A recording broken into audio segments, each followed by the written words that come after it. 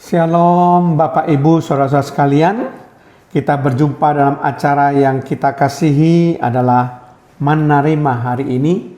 Melalui menerima atau firman Tuhan, maka kita boleh bertambah dewasa rohani.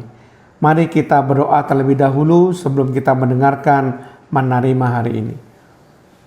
Terima kasih Tuhan, kalau Tuhan masih memberi kesempatan kepada kami untuk kami boleh berjumpa dalam acara menerima hari ini, di mana melalui acara ini Tuhan, kami belajar untuk menambah wawasan kami tentang kebenaran firman Tuhan.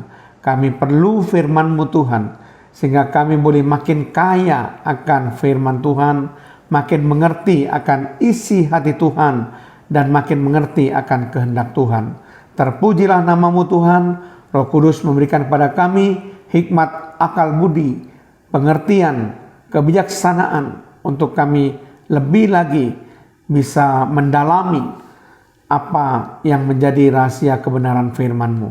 Terpujilah nama-Mu di dalam nama Tuhan Yesus Kristus. Haleluya. Amin. Shalom Bapak Ibu Saudara-saudara sekalian.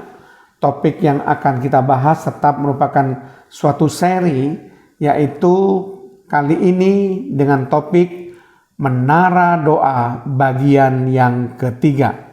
Kita sudah membahas Menara Doa bagian yang pertama dan Menara Doa bagian yang kedua pada edisi yang lalu. Kali ini dalam bagian yang ketiga ini saya akan membahas khusus mengenai tujuan Menara Doa. Jadi saudara sekalian, saya akan berusaha menjabarkan paling tidak ada 15 tujuan menara doa. Supaya dalam bagian ini kita bisa mengerti lebih mendalam apa sebenarnya yang menjadi tujuan menara doa itu. Mari kita akan membahas mengenai tujuan menara doa itu satu persatu. Apa sebenarnya tujuan menara doa? Yang pertama, gereja Tuhan dipersatukan untuk bersama-sama berdoa, mendamaikan dan menenteramkan gereja, kota, dan bangsa. Dalam Kejadian 22 ayat yang ke-17. Gereja Tuhan yang telah menerima kemuliaan Tuhan menjadi satu. Dalam Yohanes 17 ayat 22 sampai 23, bersama-sama memenuhi jadwal di menara untuk mendoakan gereja, kota, dan bangsa, yaitu dalam Mika 4 ayat yang ke-8. Tujuan menara doa yang kedua, gereja Tuhan menjadi pendoa yang berdiri tegak, melihat, menantikan Tuhan, dan mendengarkan apa yang difirmankan Tuhan. Habakuk 2 ayat 1 sampai 3. Gereja Tuhan bersikap untuk menjaga gereja, kota, dan bangsa, serta memelihara gereja, kota, dan bangsa tersebut supaya iblis tidak merusak dan merebut gereja, kota, dan bangsa kita. Merenungkan apa yang terjadi atau yang ada di suatu gereja, kota, dan bangsa, serta mengerti isi hati Tuhan bagi gereja, kota, maupun bangsa. Tujuan menara doa yang ketiga, sebagai tempat pergumulan rohani dalam tingkat strategis, di mana iblis tidak diberi kesempatan sedikit pun untuk memanifestasikan pekerjaannya.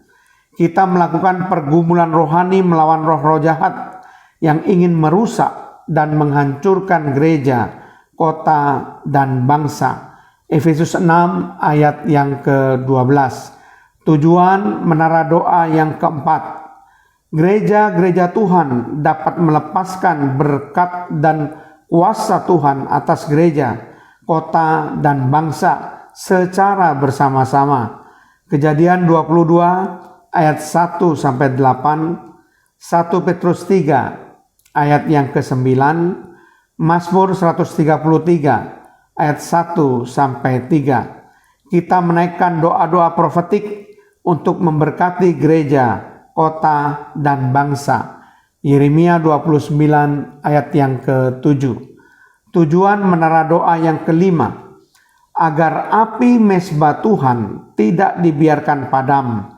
Imamat 6 ayat 12 sampai 13. Seorang imam dalam perjanjian lama bertindak untuk menjaga supaya api tetap menyala di atas mezbah. Jangan sampai padam. Tiap-tiap pagi seorang imam akan menaruh kayu dan mengatur korban di atas mezbah. Apabila api di atas mezbah terus menyala, maka kemuliaan Tuhan pasti dinyatakan dan membuat setiap orang percaya akan menyembah Allah yang hidup, Yesus Kristus Tuhan. Imamat 9 ayat 23 sampai 24, Filipi 2 ayat 10 sampai 11. Tujuan menara doa yang keenam, tempat membangun tempat kemurahan atau mercy seat, yaitu dari Allah. Keluaran 25 ayat 17 sampai 22. Membangun tempat kemurahan Allah atau mercy seat ini berarti memohon agar belas kasihan atau kemurahan Allah dinyatakan karena doa, pujian, dan penyembahan yang kita naikkan terus-menerus. Tuhan sedang memulihkan pondok Daud yang telah roboh supaya semua orang mencari Tuhan dan segala bangsa menjadi milik Tuhan. Kisah Para Rasul 15 ayat 16 sampai 18. Saat berdoa, memuji dan menyembah, maka Allah bertahta atas pujian kita. Mazmur 22 ayat yang keempat. Dan Allah sanggup mengubahkan keadaan gereja, kota, dan bangsa, bahkan juga bangsa-bangsa di dunia. Tempat yang perlu kita perhatikan di dalam berdoa secara sehati ini, itu merupakan tempat yang khusus yang disebut dengan menara doa. Tujuan menara doa yang ketujuh, tempat mempersiapkan jalan bagi Tuhan.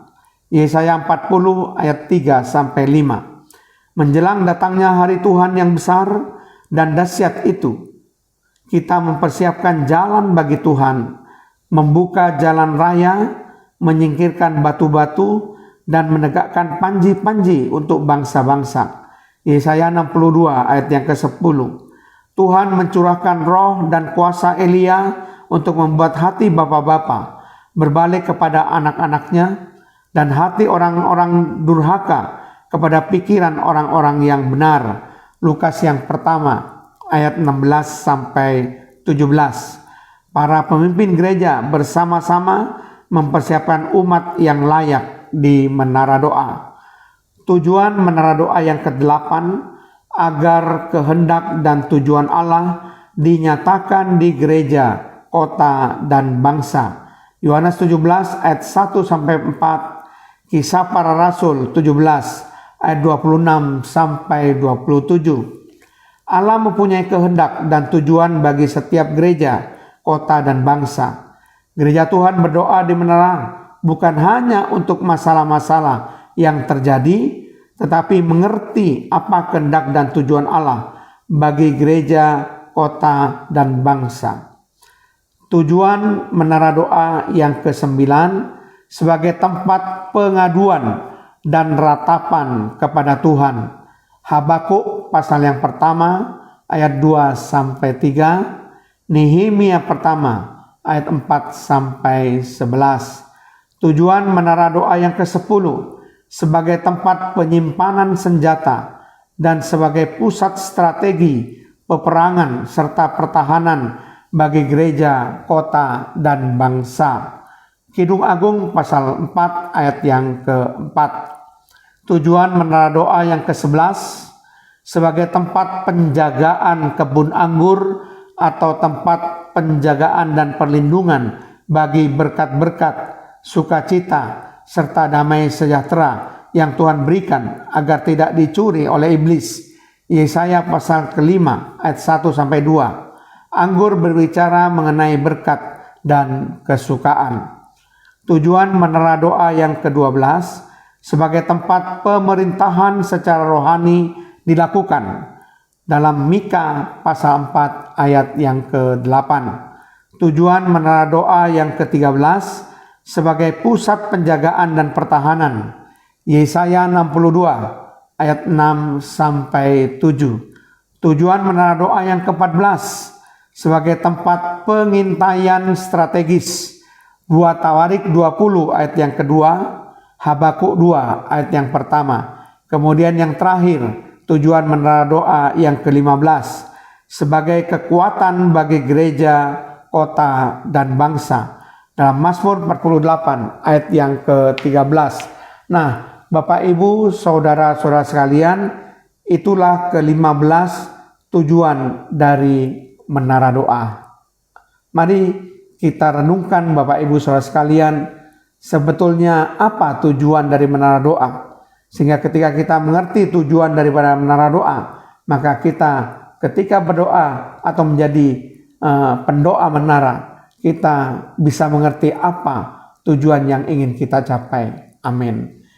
Mari kita berdoa. Terima kasih Tuhan, kalau pada bagian yang ini Tuhan, yaitu menara doa bagian yang ketiga, kami sudah membahas begitu luas, begitu lengkap mengenai tujuan menara doa. Supaya kami lebih mengerti Tuhan, kami berdoa di menara untuk apa? Terpujilah nama-Mu Tuhan, di dalam nama Tuhan Yesus Kristus. Haleluya. Amin.